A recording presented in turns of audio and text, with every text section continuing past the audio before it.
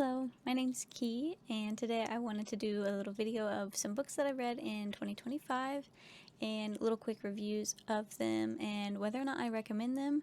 Although this is maybe one of the first videos on my channel, so you can take my opinion with a grain of salt. We just met. So anyways, let's get started. So 2025, I really got back into reading after not really reading like regularly for quite some time. I was a really big reader whenever I was a kid. I would devour a book in a day. And then I went to college and read a lot then, and then got out of college, graduated, excuse me.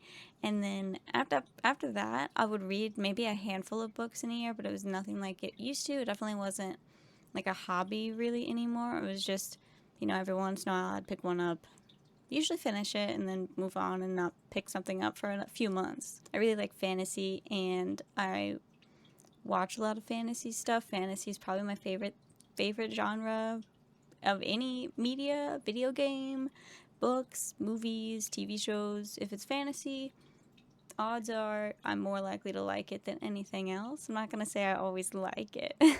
So I got back into it reading some Wheel of Time, and because that's my mom's favorite series.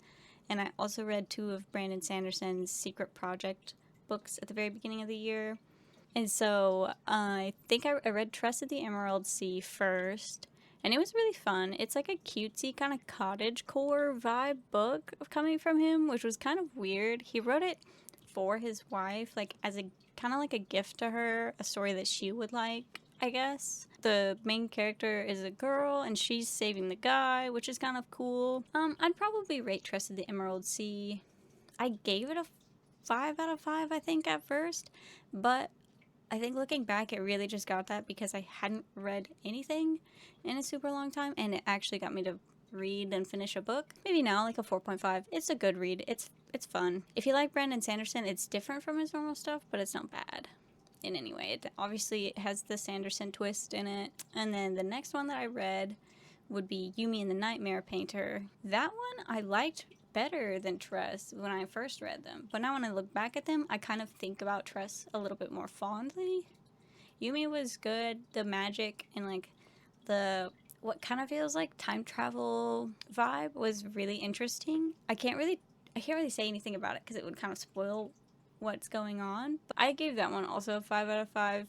It could keep that. It was fine. It was good. The next series of books I'm gonna talk about are books that I read in a book club. Well, half of them I picked, but the rest of them are like my family picked. So the very first book that we read all together was Ender's Game by Orson Scott Card, which was actually one of my picks, and it was my I really hope we get to read this because I had wanted to read it again. This is my copy from when I think elementary school was when my uncle gave this to me, but maybe later. If you have not read this, even if you don't really like sci-fi normally, because this is a sci-fi, I would still recommend it. One of the girls didn't like it, but I think it's a classic sci-fi, and I think it's worth the read.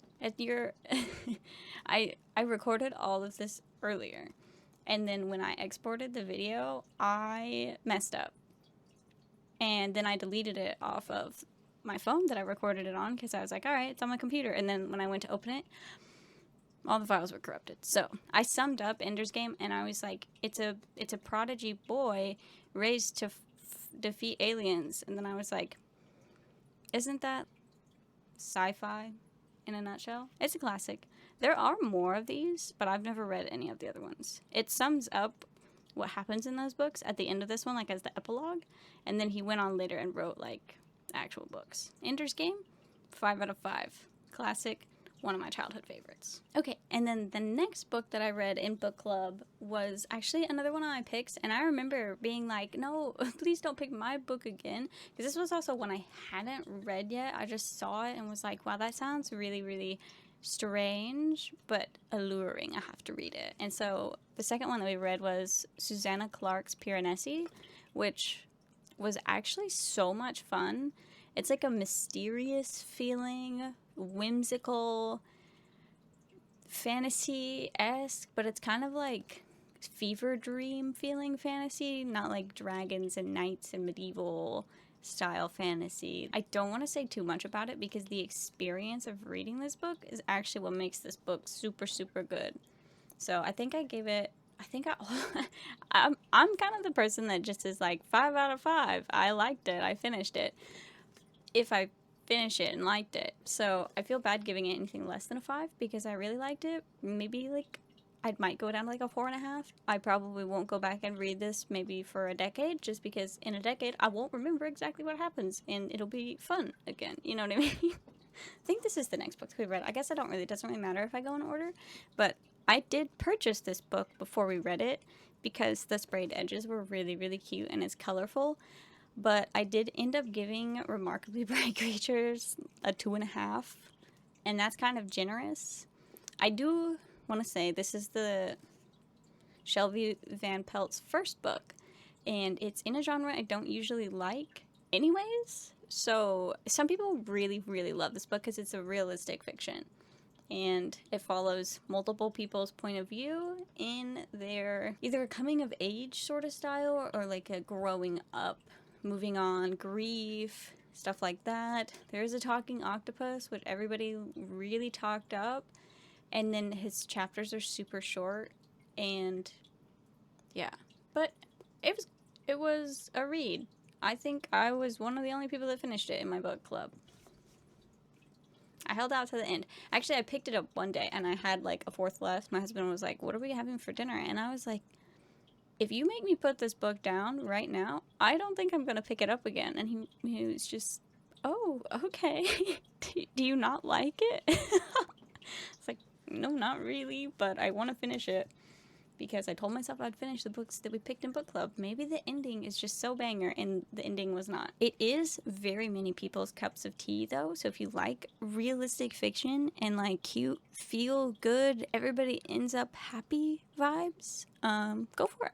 It wasn't horrible. I've definitely, if I really don't like something, I'll DNF it and I'll give it 0. Like, I finished it, I made it through, and it's not my style. So the last one that we read was my sister's recommendation, and it was The Book Thief and I can't remember the guy's name. It's like Marcus Zuzak.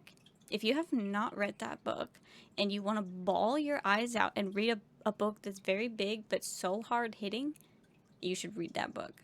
It's amazing. I gave that book a 5 out of 5. Hands down. I won't retract that in any way. It was amazing. It is a World War II story that follows a girl, the book thief, and the narrator is Death. And that is probably all I really need to say about it, because you should just pick it up and you should just read it. I bawled multiple times reading this book, and I'm not usually a big crier. Yeah, no other books that I read this year made me cry. 5 out of 5, The Book Thief. I would definitely read that again, and I need to get the copy. Actually, Taylor Ann Wright has the copy that I have, and I was just like, or that I want to get so bad. It's like Death and the little girl dancing on the front. It's so cute. That is a purchase that I'll make whenever I'm like, wow, I really need. You know those days where you're just like, a small purchase of something that I need, but not need, want, and have wanted, but just never sat down to buy? I save little items like that, so whenever I just feel the itch to purchase something, it's like, alright, well, I already picked that out, so let's go on eBay and find a good used copy and get it. Oh, okay, so we'll finish with my physical books, and now I remember the ebooks that I read. Duh. Okay, so one day I was bored, and I had bought some classics, and so I just picked up and read George Orwell's Animal Farm in a day, part of a day. I don't know, it's really short. It's not a big book, but the story behind this book for me personally, 5 out of 5, first off, is whenever I was in the 5th grade, my dad has like an old, it's like an 80s, 70s, 80s copy of Animal Farm, and he handed it to little 5th grader me and was like, can you read this book? Like, go ahead and read this book. This one's a good one, you know. And I read it, and I was like, wow, those animals are really mean. Like, wow, that made me feel bad. But obviously, when you're in 5th grade, you can't, like, coincide things with the world. I was never good at that, by the way. The, like, oh, this happened in the book. How does that relate with the real world? How can you make personal connections with the story?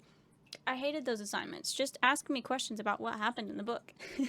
So I read it then, and just felt like kind of uneasy as a child. Like, dang, those animals were mean. Then I read it again when I was 18 because my dad was like, hey, you should reread Animal Farm. Now is a really good time to reread it. And I was like, yeah, okay, I'll reread it. And I was like, wow, those animals are just so dumb. I will never fall for that. I can't believe people, like, I can't believe that's, like, people do that. You know what I mean? All 18-year-old and thinking I'm smart. And so then I read it this year and I was like, yeah, that tracks. Humanity. I think that's really crazy, reading a book like that when you're a child, someone who thinks they know everything, aka 18 to 21-year-olds. Everybody does it. Literally, you know what's gonna happen. Like, literally, people told me that was gonna happen to me, and I was like, that's not happening to me.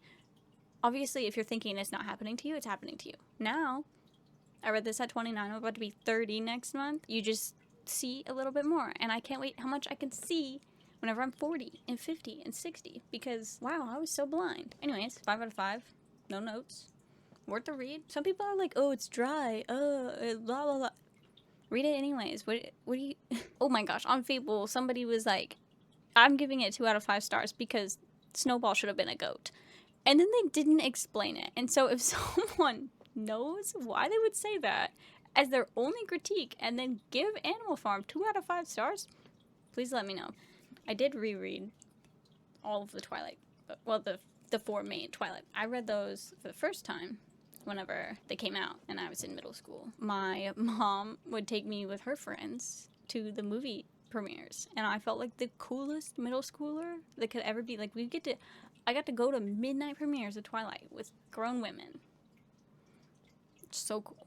Actually, it was really cool. My mom is super cool. I reread those. I do believe on Fable, I put nostalgia compels me to give these books 5 out of 5 stars. Not sure if I would give them to them if I had never read them before, or if I didn't love the movies also and love them. It's obviously written by a Mormon and started the whole vampire trend. So, you know, credit where credit is due.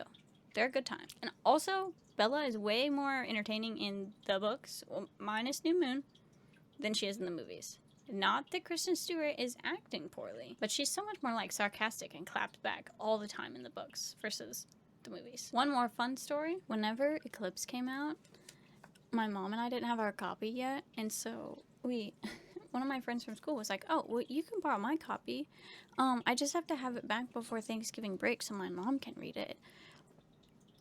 It was Wednesday before Thanksgiving break, or Tuesday. And so Tuesday night, I take it home, and my mom reads it Tuesday evening, and then gives it to me Wednesday morning while I'm on my way to school.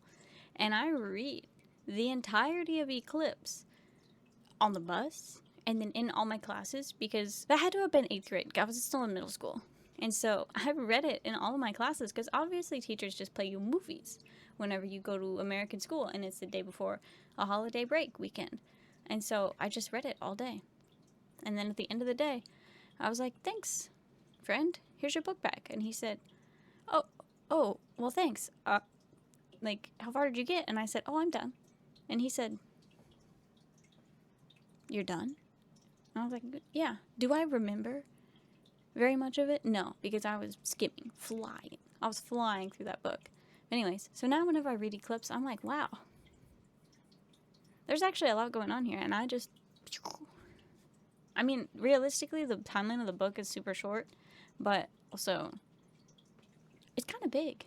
And one more note about Twilight on my recommendation. If you love Twilight, and then you get to New Moon, and you're like, wow, Bella is very annoying, and this is very hard to get through.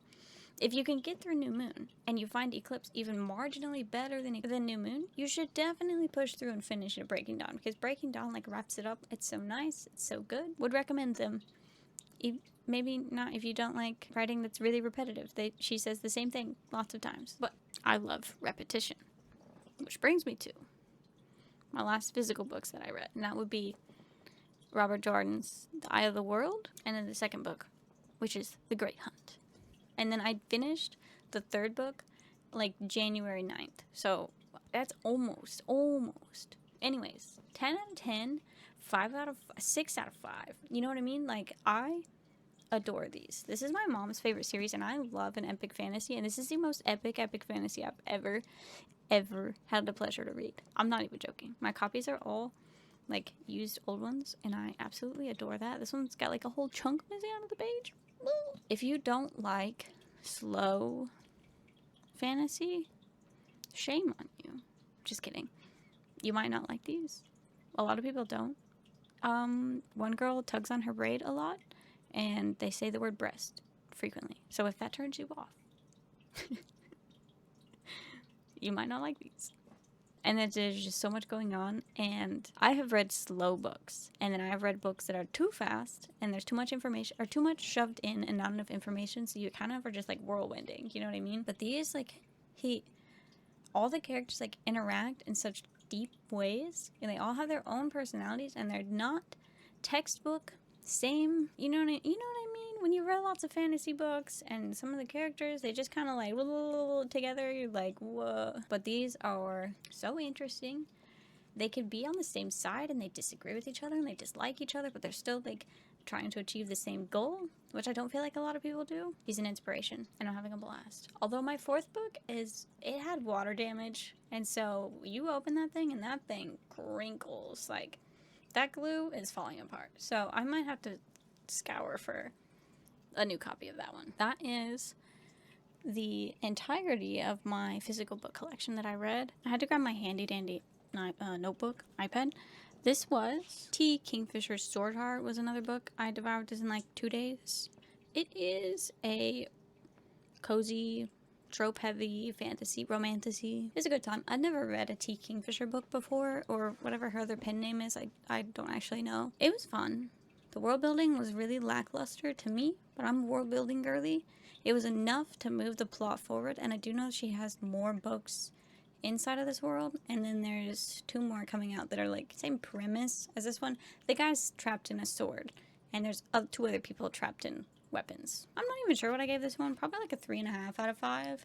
It was good enough that I didn't put it down, but I wouldn't probably go out of my way to read it again. Her writing style was really easy. It was, what is it, formulaic? But it was a good time. It wasn't bad. Also, I really just wanted to read it because, oh my gosh, this is a gorgeous cover. Not gonna lie, like, I almost want a physical copy just because the book's cover is so pretty, but I don't need to do that. And then the last set of books that I read, I actually read 2 of them twice because I read the ARC copies, advanced reader copies, and then I read the regular one, like the actual book, once it came out. And so these books I actually did, she did a Kickstarter, V.K. Dixon's Warriors and Mages series, and so she did a Kickstarter, and I got the paperback versions with these special edition covers, and then I got the ebooks, so I did read the last one via ebook. So I'll show you the covers because they're just stunning. Look at that. Isn't that just beautiful? So this is like a cozy romantasy. She pens it like a Jane Austen meets Skyrim. It's got a decent magic system going on. The 2 main characters are super cool, and then there's a lot of like inter-character interactions that's really nice. It's just like kind of their day-to-day. They are so super good. And then this is the second one. It's called Sword and Shadow. This artist like slayed. And then the last one is Relics and Thrones. And I have to show it to you, and then I'll keep yapping because it's kind of awkward to hold this up. So I think the only thing was the last book almost felt like 2 books. You got to the middle of the book, and there's a super huge climax. And then the whole rest of the book was like a whole nother book, it felt like. And so I almost would love to have seen the amount of character interactions that are in the first and second book in a third and fourth book instead of just one book, because it kind of felt like there was a lot happening. And obviously it's a resolution, and I'm going to be honest, this is maybe a personal preference because I love a build-up and a world building and a getting to know everybody, and then the resolution is like, you know, for me. And so I will probably rarely think the last bit of a story is like the best part. I'll say it hooked me and it really like drew me in or kept me like, you know, going, but I love the like early story stuff. And so maybe that's more what was going on, and she was not doing a bad, like, I don't want to call it a bad job, was not, you know, meeting my expectations, which are unrealistic, which is that the finale and the resolution has to, you know, end maybe I just wasn't ready to say goodbye. It was a blast. Overall, I give them a 5 out of 5, and I would recommend them. I think she'll probably have them for sale somewhere, but it won't be the special cover editions. But I'll see if I can find it and link it down below. Just because she's an indie author and she did self-publish, so that's exciting. That was my year of reading in 2025. This year, I have more Wheel of Time. Pride and Prejudice is actually on my list. Depending on if I want to break from Wheel of Time, I might. I also have the Game of Thrones, which I've read the first book of that before. The Witcher, which I've read the first book and a half of that before. Oh, I did want to do a reread of Mistborn, Warbreaker, and Elantris, because I like those. I can kind of squeeze those in wherever. I have a series called The Dragon Prince that I mostly just got because I love the artist who made the covers, and my mom had them whenever I was a kid, and she would read her books, and I would be like, I want to read with you. Meanwhile, I'm like 3. I can't read. And so I'd pick one of these up because they all have dragons on them, and I would just open them and read them. Those are some of my books on my list for this year. It's not very robust because I really just want to read The Wheel of Time. I try and do like a chapter a night. So far, I'm not doing a very good job. Yeah, I kind of got sick. So I recorded this video, and then I deleted my videos on accident. And then I was like, oh, I'll just record it again. And then I had horrible allergies and migraines for like 8 days, which I'm still kind of suffering from. But I was just like, you know what? If it's not going to go away, we're just going to have to push through. Oh, one more thing. I always love when people do the like favorite book, least favorite book, and like a book that surprised you. So I'll do that real quick for you guys. It's probably pretty obvious, but The Eye of the World, The Wheel of Time, book 1 is definitely going to be my favorite book of the year. Stunning. No notes. My least favorite book, unfortunately, was Remarkably Bright Creatures. Cute book, though. I'm keeping it just because it's cute, and I read it, so it's not so bad that I DNF'd it. And then the book that surprised me was definitely Piranesi. I was not ready for the like emotional and mental confusion that goes on in here. And also the writing style is really cool. It's like journal entries. Fun time. And I want to read more of hers. There's so much that I want to read. And then I just play Animal Crossing or play on my Steam Deck instead of doing that. So it is what it is. Anyway, thanks for hanging out with me. I hope you enjoyed my 2025 book wrapped up reviews and recommendations. I know there was not that many. I think I read 18. My goal was 12. So I read more than my goal. This year my goal is 20. But I also have really big books on there. So if I only hit 12, that's okay with me too. If they're 12 of the Wheel of Time books, then I'll be done. Isn't that crazy? I'm gonna call it after that. And I hope you guys have a wonderful day. Love you, bye.